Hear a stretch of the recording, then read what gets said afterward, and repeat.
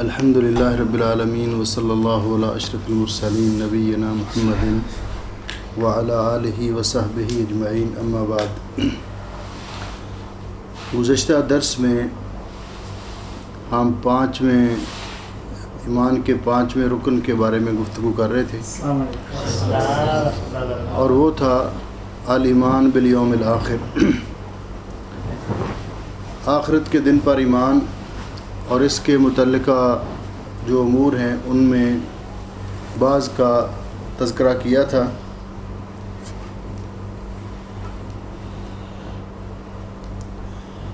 اور آج اسی کے حوالے سے کہ آخرت پر ایمان لانے کے متعلقات میں سے ایک اہم موضوع قیامت کی علامات ہیں،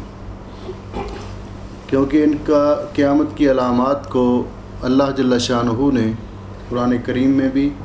اور رسول اکرم صلی اللہ علیہ وسلم نے احادیث مبارکہ میں بطور مقدمے کے ذکر کیا ہے، اور ان کو علامات قیامت کہا بھی اسی لیے جاتا ہے کہ قیامت کے وقوع سے پہلے یہ علامات ظہور پذیر ہوں گی، اور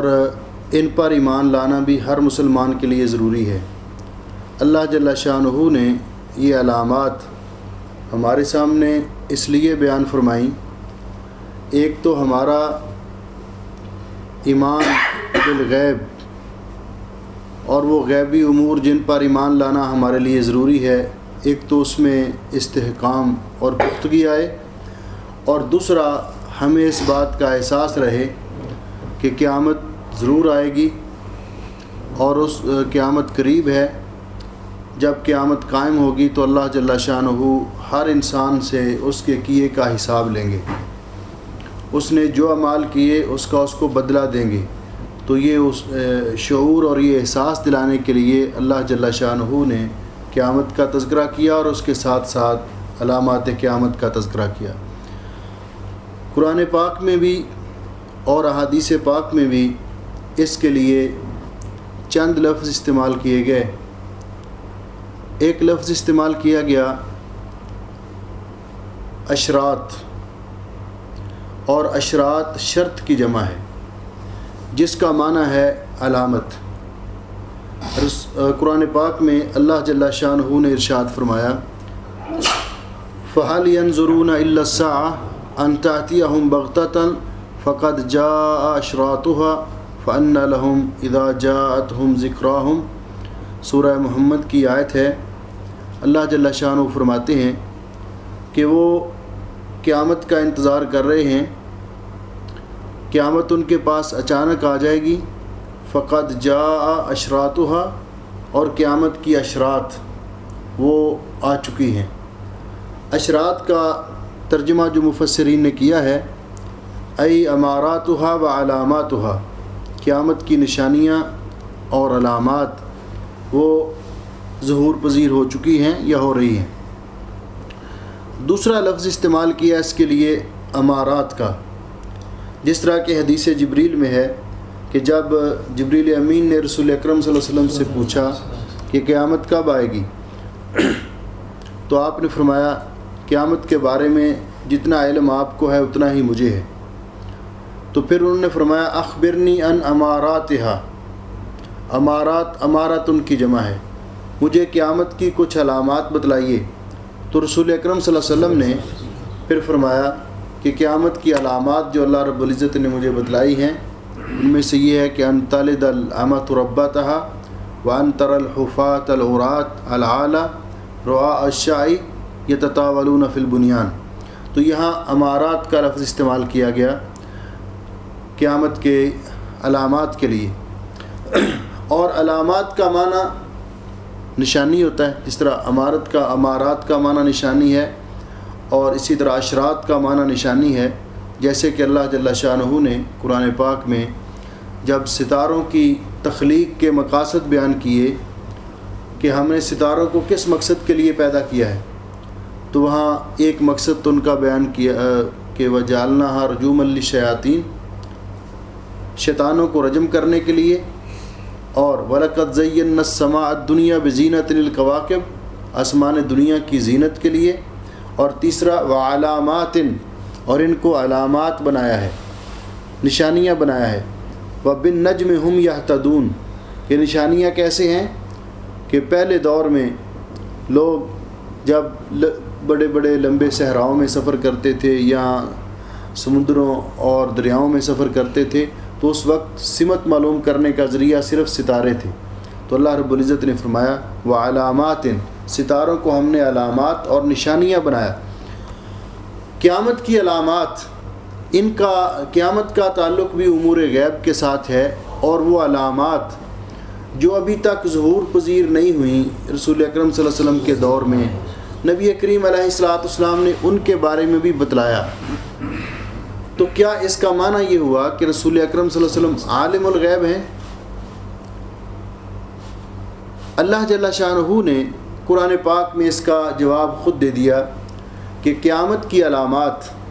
جو نبی کریم علیہ السلام نے امت کے سامنے بیان فرمائی، وہ وحی الہی کے ذریعے اللہ رب العزت فرماتے ہیں وَمَا يَنطِقُ عَنِ الْهَوَىٰ إِنْ هُوَ إِلَّا وَحْيٌ يُوحَىٰ، رسول اکرم صلی اللہ علیہ وسلم اپنی مرضی سے کوئی بات نہیں کرتے، آپ وہی لوگوں کو بتاتے ہیں جو اللہ تعالیٰ کی طرف سے آپ کی طرف وحی کیا جاتا ہے۔ تو وحی الہی کے ذریعے، اور اللہ رب العزت نے بھی فرمایا کہ اللہ رب العزت اپنا جو علم غیب ہے، جو چیزیں اللہ نے پوشیدہ رکھی ہیں، اس میں سے جس کو اللہ تعالیٰ جتنا چاہے اتنا مطلع کرتا ہے، کلی طور پر علم اللہ کے پاس ہے۔ یہ جو غیب اس معنی میں ہے تو اس اعتبار سے یہ اس کا معنی ہوا کہ غیب نسبی، غیب اس وقت تک غیب رہتا ہے جب تک کسی کو معلوم نہیں ہوتا، جب وہ معلوم ہو جاتا ہے پھر غیب نہیں رہتا۔ مثال کے طور پر مرغاب میں، شہر میں، سٹی میں، کویت سٹی میں ایک حادثہ ہوتا ہے اور وہاں کچھ لوگ موجود ہیں جو دیکھ رہے ہیں، اس کا مشاہدہ کر رہے ہیں، ان کے پاس خبر ہے، لیکن یہاں ہم بیٹھے ہوئے ہیں سالمیہ میں، ابھی تک ہمیں وہ خبر نہیں پہنچی، تو ہمارے لیے وہ خبر غیب ہے۔ جب وہ لوگ آ کر ہمیں بتا دیں گے تو پھر وہ غیب نہیں رہے گی، ہمیں وہ اطلاع مل چکی ہے۔ اب جو ہم سے آگے والے لوگ ہیں جن کے پاس وہ خبر نہیں پہنچی، ان کے لیے غیب ہے۔ تو جس کو بتلا دیا جائے، آگاہ کر دیا جائے، وہ پھر غیب نہیں رہتا۔ اللہ رب العزت کا یہ قاعدہ اور قانون ہے، قرآن پاک میں اللہ جل شانہ نے بیان فرمایا کہ قُل لَا يَعْلَمُ مَنْ فِي السَّمَاوَاتِ وَالْأَرْضِ الْغَيْبَ إِلَّا اللَّهُ، آپ لوگوں کو فرما دیجئے کہ آسمان و زمین میں اللہ کے علاوہ کوئی بھی غیب نہیں جانتا۔ عِندَهُ مَفَاتِحُ الْغَيْبِ لَا يَعْلَمُهَا إِلَّا هُوَ، مفاتیح الغیب بھی اللہ کے پاس ہیں، ان کا علم اللہ کے پاس ہے۔ رسول اکرم صلی اللہ علیہ وسلم نے قرآن پاک میں کئی مقامات پر اس بات کی خود وضاحت کی۔ اللہ رب العزت نے فرمایا کہ آپ ان کو فرما دیجئے قُل لَا أَقُولُ لَكُمْ عِندِي خَزَائِنُ اللَّهِ، اور انہی آیات کے سیاق میں فرمایا وَلَا أَعْلَمُ الْغَيْبِ، آپ یہ بھی فرما دیجئے کہ میں غیب نہیں جانتا۔ تو جب یہ بات بالکل واضح ہوگی تو اس کا پھر معنی کیا ہوا کہ یہ چیزیں جن کا تعلق امور غیب کے ساتھ تھا، رسول اکرم صلی اللہ علیہ وسلم نے اگر امت کو بتلائی ہیں، مثلا جنت ہے، دوزخ ہے اور عذاب قبر ہے، یہ ساری چیزیں تو وحی الہی کے ذریعے بتائی ہیں، کیونکہ اللہ رب العزت نے خود فرمایا کہ ہم آپ کی طرف وحی کرتے ہیں۔ تِلْکَ مِنْ أَنْبَاءِ الْغَیْبِ نُوحِیہِ إِلَیْکَ، یہ وہ غیب کی خبریں ہیں جن کو ہم آپ کی طرف وحی کرتے ہیں۔ تو اس اعتبار سے رسول اکرم صلی اللہ علیہ وسلم کو اللہ رب العزت نے بتلائیں اور آپ نے امت کو آگاہ فرمایا۔ قیامت کی علامات میں سے جو علامات اس وقت ظہور پذیر ہوئی ہیں یا ہو رہی ہیں، علماء نے ان کو دو حصوں میں تقسیم کیا ہے، ایک علامات صغریٰ اور ایک علامات کبریٰ۔ علامات صغریٰ میں سے پھر آگے ان کی تقسیم کی ہے کہ علامات صغریٰ میں سے بہت ساری ایسی نشانیاں ہیں جو ظہور پذیر ہو چکی ہیں، اور بہت ساری ایسی ہیں جو اس وقت موجودہ دور میں وقوع پذیر ہو رہی ہیں، اور کچھ ایسی ہیں جو ابھی تک وقوع پذیر نہیں ہوئی جو بعد میں ہوں گی، علامات صغریٰ۔ تو آج کے درس میں ہم علامات صغریٰ کے بارے میں ذکر کریں گے، اور اس کے بعد انشاءاللہ اس مضمون کی تفصیل آئندہ چند درسوں میں بیان کریں گے۔ تو رسول اکرم صلی اللہ علیہ وسلم نے جب قیامت کی علامات کا تذکرہ کیا تو ان حدیث کے پیش نظر علماء نے سب سے پہلے قیامت کی علامت رسول اکرم صلی اللہ علیہ وسلم کی بعثت کو قرار دیا کہ رسول اکرم صلی اللہ علیہ وسلم کا مبعوث ہونا یہ قیامت کی علامات میں سے سب سے پہلی علامت ہے۔ اور اس کی دلیل کیا ہے؟ رسول اکرم صلی اللہ علیہ وسلم نے فرمایا، حضرت ابو ہریرہ رضی اللہ تعالیٰ عنہ سے روایت ہے، ان النبی صلی اللہ علیہ وسلم قال بعثت انا والساعۃ کہاتین، آپ نے 2 انگلیوں کا اشارہ کر کے فرمایا کہ میں اور قیامت اس طرح مبعوث کیے گئے ہیں۔ اور دوسری حدیث میں حضرت انس رضی اللہ عنہ کی حدیث میں اس کی وضاحت موجود ہے، فرماتے ہیں قال رسول اللہ صلی اللہ علیہ وسلم بعثت انا والساعۃ کہاتین کفضل احدہما علی الاخری وضم السبابۃ والوسطی، رسول اکرم صلی اللہ علیہ وسلم نے اپنی سبابہ یہ انگلی اور وسطیٰ یہ دونوں انگلیوں کا آپس میں ملایا اور فرمایا کہ میں اور قیامت اس طرح مبعوث کیے گئے ہیں جس طرح یہ دونوں انگلیاں آپس میں ملی ہوئی ہیں۔ اس کا مفہوم کیا ہے؟ امام قرطبی رحمۃ اللہ علیہ اس کا مفہوم بیان کرتے ہوئے فرماتے ہیں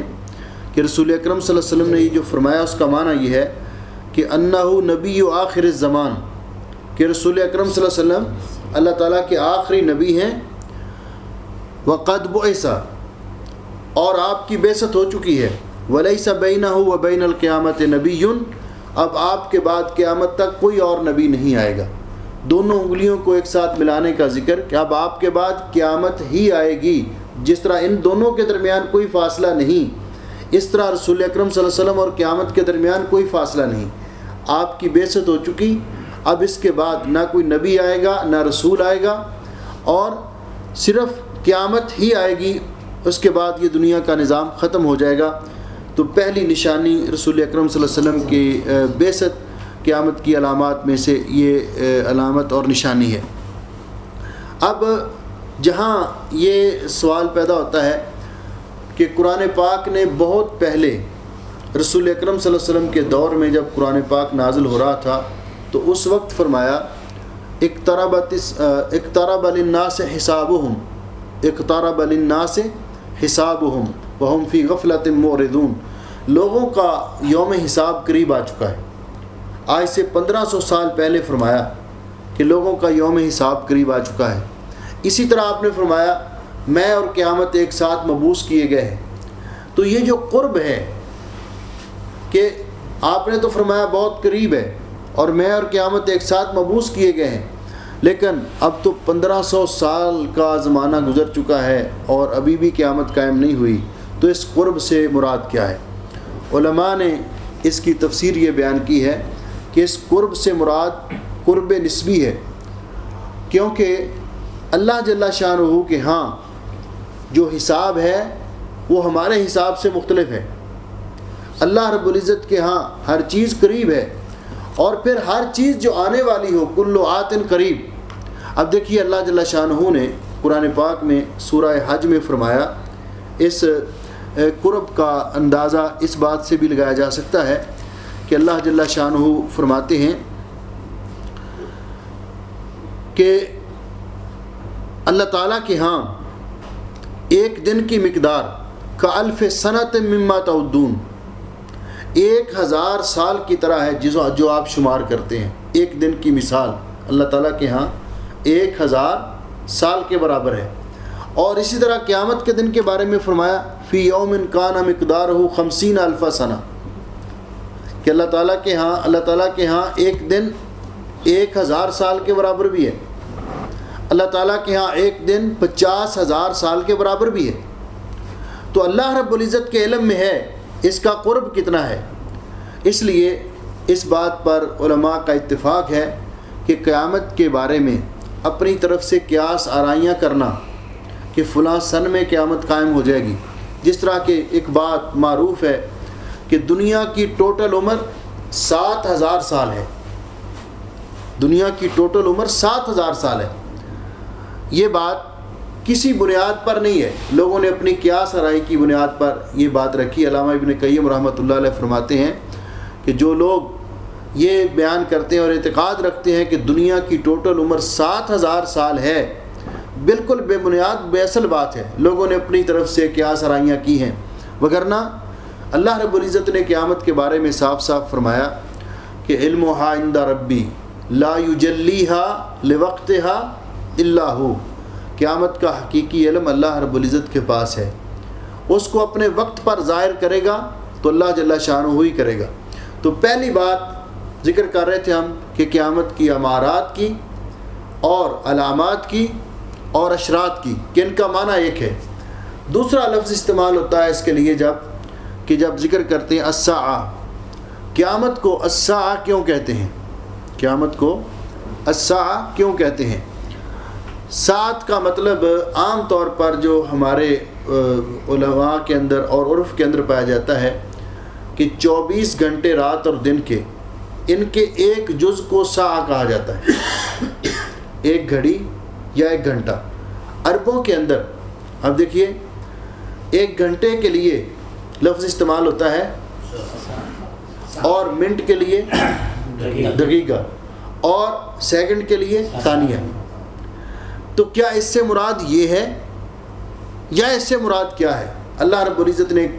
قیامت کا نام رکھا ہے، ذکر کی، اس نام سے قیامت کو ذکر کیا ہے قرآن پاک میں، تو علماء نے لکھا ہے کہ اس کا معنی یہ ہے کہ قیامت جب قائم ہوگی تو آنن فانن قائم ہوگی، اور اس ساعت کی مقدار یہ ہمارے والی نہیں ہے، بلکہ جس کو کہتے ایک گھڑی، اور ایک گھڑی عرف کے اندر گھنٹے کو نہیں کہتے بلکہ اس سے بھی کم مقدار کو کہتے ہیں۔ تو اللہ رب العزت نے فرمایا کہ قیامت آپ کے پاس آئے گی بغتتاً، اچانک، جس مدت کے اندر قیامت قائم ہو جائے گی، جس مدت کے اندر، اسے کہا گیا ہے الساعہ۔ رسول اکرم صلی اللہ علیہ وسلم نے فرمایا کہ قیامت کتنی مدت کے اندر قائم ہو جائے گی؟ آپ نے فرمایا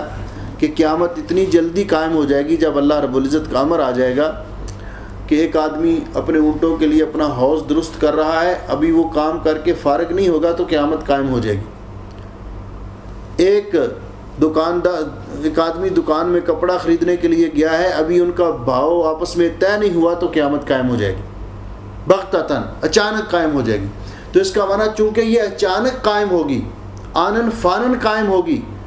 تھوڑے سے وقت میں یہ سارا نظام درہم برہم ہو جائے گا، اس لیے اس کو کہا گیا الساعہ، قیامت کو۔ تو قیامت کی علامات میں سے، علامات صغریٰ میں سے پہلی نشانی ہم نے بیان کی کہ رسول اکرم صلی اللہ علیہ وسلم کی بعثت، آپ کا مبعوث ہونا۔ آپ جب دنیا میں تشریف لے آئے تو اس کا معنی یہ ہے کہ اب آپ کے بعد قیامت ہی آئے گی۔ دوسری نشانی جو قرآن پاک نے بیان کی ہے وہ ہے شق قمر، چاند کا دو ٹکڑے ہونا۔ اللہ جل شانہ نے سورۃ القمر کے اندر یہ بیان فرمایا کہ اقتربت الساعۃ وانشق القمر، قیامت قریب آ چکی ہے اور چاند دو ٹکڑے ہو چکا ہے، چاند دو ٹکڑے ہو چکا ہے، جس کا معنی یہ ہے کہ چاند کا دو ٹکڑے ہونا جہاں رسول اکرم صلی اللہ علیہ وسلم کا معجزہ ہے، وہاں قیامت کی علامات میں سے ایک علامت ہے کہ اللہ رب العزت نے اس کے پہلے ذکر کیا ہے اقتربت الساعہ، قیامت قریب آ چکی ہے اور چاند دو ٹکڑے ہو چکا ہے۔ گویا کہ چاند کا دو ٹکڑے ہونا بھی قیامت کی علامات میں سے ایک علامت ہے۔ یہ واقعہ کب پیش آیا؟ حدیث پاک میں آتا ہے، حضرت انس رضی اللہ تعالیٰ عنہ بیان فرماتے ہیں، اسی طرح حضرت عبداللہ ابن عباس رضی اللہ تعالیٰ عنہ کی یہ روایت ہے کہ ایک دن کچھ کفار مشرکین رسول اکرم صلی اللہ علیہ وسلم کی خدمت میں حاضر ہوئے۔ ان میں سے ایک ولید ابن مغیرہ تھا، دوسرا ابو جہل، تیسرا عاص ابن وائل، چوتھا عاص ابن ہشام، پانچواں الاسود، چھٹا نضر ابن حارث اور ساتواں زمعۃ ابن الاسود، اور اسی طرح اور بھی کچھ لوگ اکٹھے ہو کر رسول اکرم صلی اللہ علیہ وسلم کی خدمت میں حاضر ہوئے، اور انہوں نے آپ سے یہ مطالبہ کیا کہ اگر آپ واقعی نبی ہیں جس طرح آپ دعویٰ کرتے ہیں، سچے نبی ہیں، تو یہ چاند ہمیں دو ٹکڑے کر کے دکھائیے، ایک ٹکڑا ہمیں جبل کہقعان پہ نظر آئے اور دوسرا جبل ابی قبیس پر نظر آئے، الگ الگ واضح طور پر سب لوگ دیکھیں۔ رسول اکرم صلی اللہ علیہ وسلم نے فرمایا اگر ایسے ہو جائے تو کیا تم ایمان لے آؤ گے؟ تو انہوں نے کہا جی بالکل ایمان لے آئیں گے۔ اب یہاں اللہ رب العزت نے اس کا قرآن پاک میں ذکر کیا کہ جب رسول اکرم صلی اللہ علیہ وسلم سے انہوں نے مطالبہ کیا تو رسول اکرم صلی اللہ علیہ وسلم نے، یہ معجزہ تھا، اور معجزہ میں ذات اور شخصیت انبیاء کی ہوتی ہے اور قدرت اللہ تعالیٰ کی ہوتی ہے۔ آپ نے اللہ کا نام لے کر چاند کی طرف اشارہ کیا۔ حضرت انس رضی اللہ تعالیٰ عنہ کی روایت مسلم شریف کے اندر کہ ہمیں سارے مکے والوں نے دیکھا کہ چاند دو ٹکڑے ہو کر نظر آئے، ایک جبل حرا کے اس طرف تھا اور دوسرا اس طرف تھا، جس کا دوسری حدیث کے اندر اس کی تطبیق کہ جبل حرا درمیان میں، ایک جبل قیقعان پر اور ایک جبل ابو قبیس پہ ظاہر میں لوگوں کو نظر آ رہا تھا۔ تو جب یہ ہوا لوگوں نے دیکھ لیا تو پھر کیا وہ ایمان لے آئے؟ اللہ رب العزت نے فرمایا وَإِن يَرَوْا آیَةً، جب وہ انہوں نے دیکھ لی نشانی تو کہنے لگے سحر مستمر، وہ اتنا بڑا جادو، فوری طور پر یہ کہنے لگے۔ سوال یہ پیدا ہوتا ہے کہ پہلی امتیں جب اپنے نبی سے معجزہ طلب کیا کرتی تھیں، اور اگر وہ معجزہ طلب کرنے کے بعد پھر بھی ایمان نہیں لاتے تھے تو اللہ رب العزت ان کو صفحہ ہستی سے مٹا دیا کرتا تھا۔ صرف مومن لوگ بچتے تھے، جو ایمان نہیں لاتے تھے اللہ رب العزت ان کو صفحہ ہستی سے مٹا دیتا تھا۔ 3 دن کی مہلت ملتی ان کو، اور اس کے بعد کسی نہ کسی طرح اللہ تعالیٰ کا عذاب آتا اور صفحہ ہستی سے مٹ جاتا۔ ان کے ساتھ ایسے کیوں نہیں ہوا؟ ان کے ساتھ اس لیے نہیں ہوا کہ رسول اکرم صلی اللہ علیہ وسلم کو اللہ جل شانہ نے پوری کائنات کے لیے رحمت بنا کر بھیجا ہے۔ اللہ جل شانہ نے رسول اکرم صلی اللہ علیہ وسلم کی وجہ سے اس امت کو یہ خصوصیت بخشی ہے، اور نبی پاک صلی اللہ علیہ وسلم کو یہ اعزاز بخشا۔ اور آپ کی برکات میں سے ایک برکت یہ بھی ہے کہ اللہ رب العزت نے فرمایا ما کان اللہ لیعذبہم وانت فیہم، اللہ تعالیٰ اس وقت تک ان کو عذاب نہیں دے گا، اجتماعی عذاب ان پر نہیں بھیجے گا جب تک آپ ان کے اندر موجود ہیں۔ جب تک آپ کا وجود اقدس ان کے اندر ہے اللہ ان پر اجتماعی عذاب نہیں بھیجے گا۔ اور پھر اس کے بعد دوسری امان کیا ہے؟ اس وقت تک بھی اللہ ان کو عذاب نہیں کرے گا وہم یستغفرون، جب یہ اللہ سے استغفار کرتے رہیں گے۔ کچھ لوگ اللہ تعالیٰ سے اپنے گناہوں کی معافی مانگتے رہیں گے، اللہ تعالیٰ سے استغفار کرتے رہیں گے، تو پھر بھی اللہ تعالیٰ ان کو کسی اجتماعی عذاب میں مبتلا نہیں کرے گا، اجتماعی طور پر ان کو ہلاک نہیں کرے گا۔ تو انہوں نے یہ نشانیاں دیکھی، نشانیاں دیکھنے کے بعد فوراً کہنے لگے کہ یہ تو کھلا جادو ہے، یہ تو ایک واضح طور پہ جادو ہے، جو جادو کی ایک قسم ہے اور جو ہمارے سامنے، اور انہوں نے رسول اکرم صلی اللہ علیہ وسلم کی پر ایمان لانے سے انہوں نے انکار کر دیا۔ رسول اکرم صلی اللہ علیہ وسلم نے جس طرح نشانیاں بتلائیں، اسی طرح قیامت کے قرب کا احساس دلاتے ہوئے ہمیں فرمایا۔